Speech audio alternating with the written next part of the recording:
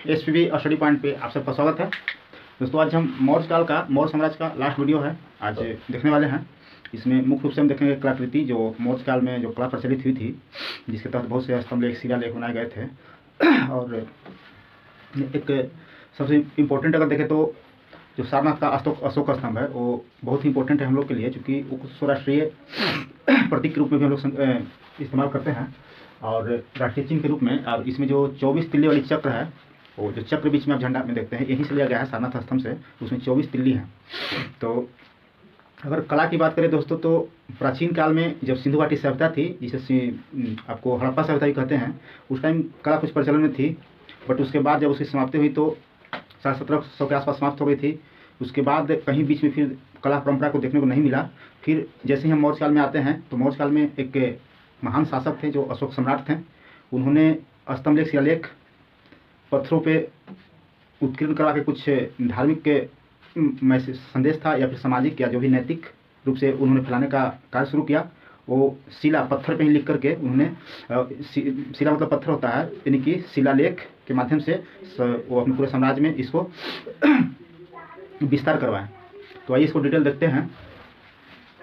शिलालेख एवं स्तंभ लेख के जनक मौर्य शासक, शिलालेख एवं स्तंभ लेख का जनक मौर्य शासक अशोक को कहा जाता है।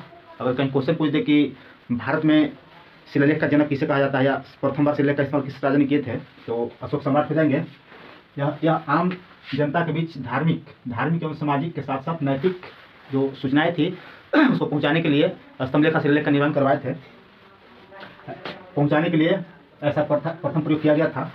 शिलालेखों पर मुख्य रूप से 4 लिपि का उत्कीर्णन हुआ है। देवनागरी नहीं था उस टाइम, विकसित नहीं था देवनागरी लिपि, इसलिए 4 लिपि जो कुछ यूनान से ही प्रभावित है, जिसमें था ब्राह्मी लिपि, दूसरा खरोष्टी लिपि था, जो आपका खरोष्टी लिपि पूछ दिया गया है, जो 23 दिसंबर को सेकंड शिफ्ट में जो BSS सीजन 3 का, उसमें पूछा कि खरोष्टी लिपि का जनक कौन थे।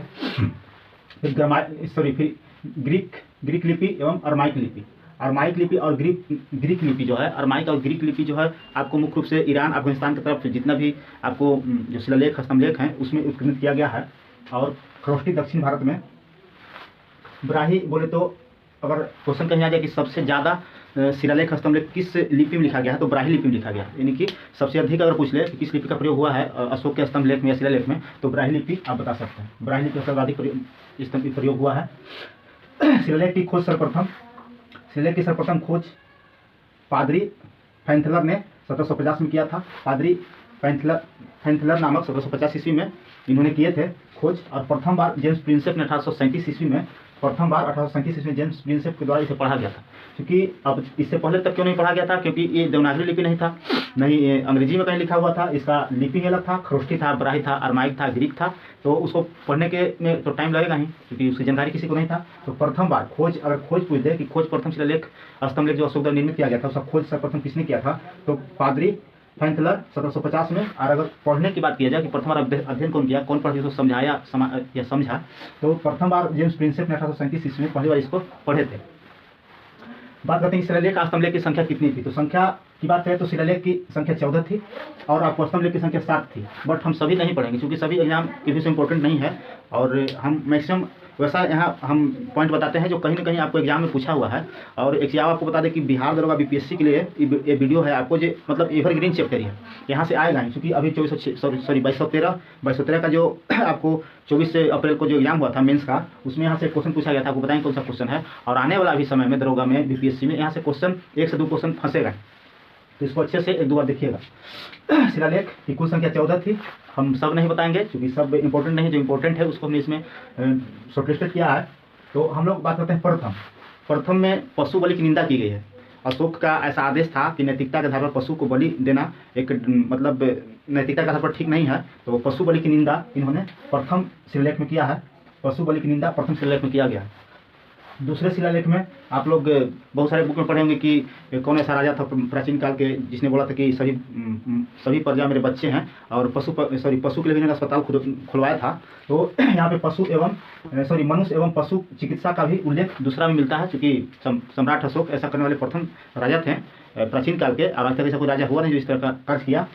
खैर आगे होंगे तो देखेंगे। फिर दूसरा मनुष्य एवं पशु चिकित्सा का उल्लेख मिलता है दूसरा में चौथा चौथा आप लोग जानते हैं कि जब इन्होंने राजगद्दी प्राप्त किया तो 269 ईसा पूर्व में प्राप्त किया। उसके जस्ट 8 साल बाद एक बहुत ही कलिंग के साथ भयानक युद्ध हुआ था, और उस युद्ध में जिस तरह से इन्होंने बहुत सारे मतलब जान माल की क्षति हुई, बहुत सारे सैनिक मारे गए, बहुत सारे बंदी बनाए गए हैं। और जब ये युद्ध भूमि में गए थे घूमने, तो ये देखे कि बहुत सारे बच्चे, बूढ़े बुजुर्ग जो बच्चे जो बहुत रो बिलाप रहे थे, तो इनका वहाँ हृदय परिवर्तन हो गया था। और उसी टाइम उन्होंने घोषणा कर दिया था कि हम अब भेरी घोष मतलब तलवार के दम पे शासन करना, भेरी घोष की जगह या युद्ध के बल पर राज करना, तो भेरी घोष के हम त्यागते हैं और आज से हम धर्म घोष की ओर जाते हैं। और आप लोगों ने पढ़ा होगा, पिछले वीडियो में बता दिया है कि उपगुप्त नामक एक बौद्ध भिक्षु था, उससे इन्होंने बौद्ध धर्म की शिक्षा ली थी, और उसी उपरांत इन्होंने भेरी घोष त्याग कर धर्म घोष की ओर आ गए। तो चौथा शिलालेख में भेरी घोष की जगह धर्म घोष की चर्चा मिलती है। भेरी घोष की जगह धर्म घोष अपना लिए थे ये अशोक। आइए पांचवा में आते हैं। पांचवा में इससे पहले भी हम जब बताए थे आपको पिछले तीसरा वीडियो में बताए थे कि धम्म महामात्रों की नियुक्ति हुई थी। ऐसा इसलिए कि जो बौद्ध धर्म ये तो राजकीय धर्म नहीं था, इनका पर्सनल धर्म था, व्यक्तिगत धर्म था। इसको प्रत्येक 5 साल पे जनता के बीच जाकर के उनको बताना था, उनको जागरूक करना था, बौद्ध धर्म के प्रति उनको मतलब अट्रैक्टिव करना था। तो इन्होंने 5वां शिलालेख में धम्म महामात्रों की नियुक्ति की चर्चा मिलती है, जो प्रत्येक 5 साल पर घूम के बौद्ध धार्मिक कार्यों को देख करता था। छठा में जन कल्याण के प्रशासनिक सुधार की चर्चा मिलती है। तो ये पूछा तो अभी तक नहीं गया कहीं, बट फिर भी हम शॉर्टलिस्ट कर दिए, आप लोग देख लीजिएगा, 204 वाले एग्जाम के लिए। छठा में जन कल्याण के लिए प्रशासनिक सुधार किए थे। 7वां की बात करें तो 7वां जो बौद्ध धर्म जब भेरी घोष धर्म को अपना लिए थे, तो बौद्ध धर्म जब अपनाए थे तो उसमें कहा गया था कि बहुत सारे धर्मों का मेल था और नैतिकता पे आधारित था इनका धर्म, जो इन्होंने धर्म घोष की घोषणा की थी। तो ऐसा इसलिए कहा था कि सभी धर्मों के प्रति इनका निष्ठा की भावना थी, सभी धर्मों को समान रूप से देखते थे और सभी को समान आदर करते थे। तो आपको 7वां मिलेगा सभी धर्मों के प्रति निष्ठा का भावना, यानी कि कोई धर्म इनके सामने गलत नहीं था, सभी को समान प्रतिष्ठा देते थे, सभी को एक नजर से देखते थे। इसीलिए 7वां शिलालेख में मिलता है कि सभी धर्मों के प्रति निष्ठा की भावना।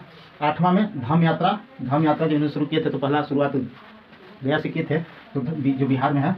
तो 8वां शिलालेख धम्म यात्रा या तीर्थ यात्रा, धम्म यात्रा तीर्थ यात्रा की यहाँ जानकारी मिलती है, तीर्थ यात्रा लिख लीजिए।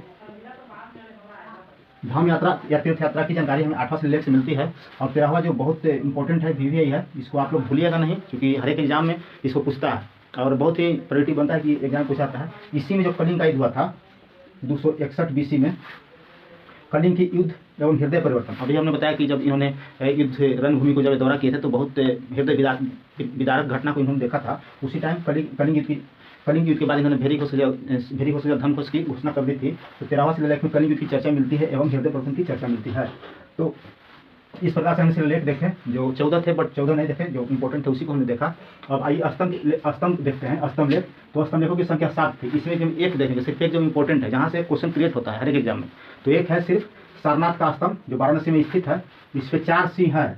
तो आपको क्वेश्चन एग्जाम में फंसाता है, कारण कि जब आप अशोक स्तंभ को देखिएगा तो किसी भी एंगल से 3 ही शेर उसमें दिखेगा, किधर से भी आप देखिएगा ना तो 3 ही शेर उसमें दिखेगा, 4 शेर नहीं दिखता है। हमारी रियलिटी है कि उसमें 4 शेर है। तो शीर्ष स्तंभ पे सारनाथ स्तंभ जो शीर्ष स्तंभ पे 4 शेर का चित्र है और 4 शेर विराजमान है। और वहीं से राष्ट्रीय चिन्ह के रूप में जो लिया गया है 24 तिल्ली वाला चक्र, वहीं से लिया गया है सारनाथ स्तंभ से, जो राष्ट्रीय चिन्ह के रूप में बनाया गया। तो 4 सिंह के अलावे भी सारनाथ स्तंभ पे और जानवर हैं जिसका उत्तर मिलता है। एग्जाम में पूछ जाता है कि सारनाथ में जो आपका स्तंभ है उस पर और अन्य पशुओं की चर्चा मिलती है, इनमें से कौन नहीं है। तो आप याद है कौन कौन है, पहले तो याद है कि कौन कौन है, घोड़ा, हाथी, शेर एवं बैल। घोड़ा, हाथी, शेर एवं बैल, अगर याद नहीं आता तो इसको हेलो से याद रखेंगे। हेलो, हॉर्स हो गया, एलिफेंट हो गया, लायन हो गया और ऑक्स हो गया, बैल। हेलो से आप याद रखेंगे कि जो 4 सिंह जो ऊपर विराजमान है और उसके नीचे भी कुछ पशुओं का चित्र बने हुए हैं, जिसमें हेलो है, घोड़ा, हॉर्स, हाथी, एलिफेंट, शेर, लायन एवं बैल, ऑक्स मैंने बैल। हेलो आप याद रखिएगा, याद रखिएगा कि अशोक स्तंभ के जो ऊपर उत्कीर्णित शेर है उसके नीचे भी कुछ जानवर के चित्र मिले हैं, उसमें से घोड़ा, हाथी, शेर एवं बैल हैं। एक है लौरिया नंदनगढ़ अभिलेख, जो बिहार में स्थित है। यहाँ से सिंह उत्कीर्णित है, ये जो स्तंभ है वहाँ इस पर सिंह का चित्र बना हुआ है। संकीसा स्तंभ, ये यूपी में आपको स्थित है, यूपी में स्थित है। यही क्वेश्चन जो 2213 वाले दरोगा का मेन से पूछा गया था कि जो अशोक का जो स्तंभ लेख है, मौर्यकालीन स्तंभ लेख है, उसमें विशाल हाथी का चित्र कहाँ पे बना है, कौन सा स्तंभ में। तो यही संकीसा स्तंभ था। बहुत लोगों ने गलती किया था, जो मौर्यकला पढ़ लिया था वो लोग तो सही कर दिए थे। तो संकीसा स्तंभ से संकीसा स्तंभ पे हाथी का चित्रण है। लौरिया अरेराज, यही रामपुरवा, लौरिया अरेराज रामपुरवा, ये भी बिहार में आपका है। यहाँ से बैल की चित्र मिलता है। तो इस प्रकार से हम मौर्य कला देखें। ये पर इसको दोहरा लेते हैं। शिलालेख एवं स्तंभलेख के जनक के रूप में सम्राट अशोक को जाना जाता है, जो मौर्य से संबंधित थे। इन्होंने सामाजिक और धार्मिक विचारधारा को फैलाने के लिए शिलालेख जो पत्थर पर उत्कीर्णित करते थे उस पर लिखवाते थे। इसे मुख्य रूप से खरोष्टी, अरमाइक, ब्राही एवं ग्रीक लिपि का इस्तेमाल इन्होंने किया था। मुख्य रूप से बात करें तो शिलालेख की प्रथम खोज सर्वप्रथम 1750 ईस्वी में पादरी पैंथलर ने किए थे और इसको सर्वप्रथम पढ़ने की खोज किए पादरी पैंथलर 1750 में, और इसका पढ़ने का श्रेय जाता है 1837 में जेम्स प्रिंसेप को। कुछ शिलालेख थे जिसमें से टोटल 14 थे, जिसमें से प्रमुख रूप से हम कुछ को प्रोटेक्टेड किए हैं। जो प्रथम में पशु बलि की निंदा की गई है। दूसरे में बताया गया कि पशु एवं मनुष्य के लिए चिकित्सा व्यवस्था की शुरुआत किए थे। चौथा में बताया गया कि भेरी घोष की त्याग कर इन्होंने धर्म घोष की और गए थे, धर्म घोष को अपना लिए थे। धर्म माने धार्मिक होता है, और बौद्ध धर्म को अपनाए थे मुख्य रूप से। पांचवा में धर्म महामातों की नियुक्ति की चर्चा मिलती है। छठा में जन कल्याण के लिए प्रशासनिक सेवा की चर्चा मिलती है। सातवां में सभी धर्मों के प्रति निष्ठा की भावना, सभी धर्मों को समान भावना से देखते थे। आठवां शिलालेख में धर्म यात्रा की उल्लेख मिलता है, तीर्थ यात्रा की जो बिहार गया तो शुरू किए थे इन्होंने। 13वां शिलालेख में कलिंग युद्ध की जानकारी मिलती है, और यहीं पे इनका हृदय प्रबंध था तो उसका जानकारी मिलती है। दूसरे खिलापुर में कलिंग युद्ध हुआ था। कुछ स्तंभलेखों की संख्या 7 थी, जिसमें से कुछ महत्वपूर्ण है जो सारनाथ कौन से लिए हैं इसमें, जहाँ पे सारनाथ जो अशोक का सारनाथ का स्तंभ है उस पर 4 सिंह विराजमान है। देखने से 3 ही प्रतीत होता है, बट रियलिटी में वहाँ 4 स्तंभ है। उसके नीचे भी कुछ जानवर पाए जाते हैं, जिसको जैसे में घोड़ा, हाथी, शेर, बैल, इसको अगर याद नहीं होता है तो हेलो याद रखिएगा कि चारों ऊपर शेर हैं। फिर उसके नीचे भी 4 जानवर हैं जो हेलो के नाम से, हॉर्स हो गया, एलिफेंट हो गया, लाइन हो गया, ऑक्स हो गया, उसमें बैल हो गया। लौरिया नंदनगढ़ अभिलेख जो बिहार में स्थित है, इस पे सिंह का अंकन मिलता है, चित्र बना हुआ है। विशाल हाथी का चित्र संकीसा स्तंभलेख यूपी में जो है वहाँ पे विशाल हाथी का चित्र बना है। लौरिया अरेराज स्तंभलेख या रामपुरवा स्तंभलेख पे बैल का चित्र मिलता है। और ये एक आपको विशेष जानकारी के लिए हम बता दें कि आप लोग सुने हो कि एक बराबर पहाड़ी है, बराबर की पहाड़ी है जो गया जिला में है। यहाँ पे जो अशोक द्वारा आपको गुफा बनाया गया था, जो आजीवकों के लिए बनाया गया था, आजीवक के लिए बनाया गया था, क्योंकि आजीवक के संप्रदाय मुगलपुर गोसाल थे, और जो अशोक के पिता बिंदुसार थे, अशोक के पिता बिंदुसार थे, वो आजीवक संप्रदाय के ही मानते थे और अनुयायी थे। तो बराबर वाली हो गई कि बराबर वाली जो गुफा बनाया गया था ये पोलिसदार होता था और आयताकार होता था और पोलिस किया होता था, और बहुत सुंदर बनाया गया था, जो आजीवकों के लिए बनाए थे, अशोक ने बनवाए थे। और एक गया के पूछेगा, एक गया में है नागार्जुन पहाड़ी, नागार्जुन पहाड़ी पे गुफा बनाया गया था। ये दशरथ द्वारा बनाया गया था, इनके पुत्र थे, अशोक का ही पुत्र थे। तो यहाँ को क्वेश्चन फंसा है कि बराबर में जो आजीवकों के लिए बनाया गया था गुफा, वो किसने बनवाए थे, तो अशोक ने बनवाए थे। और अगर इसको क्वेश्चन और टफ बनाएगा तो पूछे कि गया में जो बनाया गया था जो नागार्जुन पहाड़ी पे, उसमें कौन बनाए थे, किसने बनाए थे, दशरथ ने बनाए थे। तो आप ये सब पॉइंट याद रखिएगा, इंपॉर्टेंट पॉइंट हो जाता है। तो दोस्तों इस प्रकार से हमने 4 वीडियो में मौर्य काल को समाप्त कर दिया, और सभी इंपॉर्टेंट है, आप देख लीजिएगा।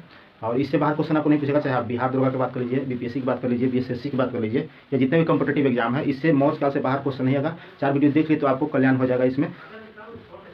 दोस्तों अगर वीडियो अच्छा लगे तो लाइक, सब्सक्राइब और शेयर जरूर कीजिएगा। धन्यवाद।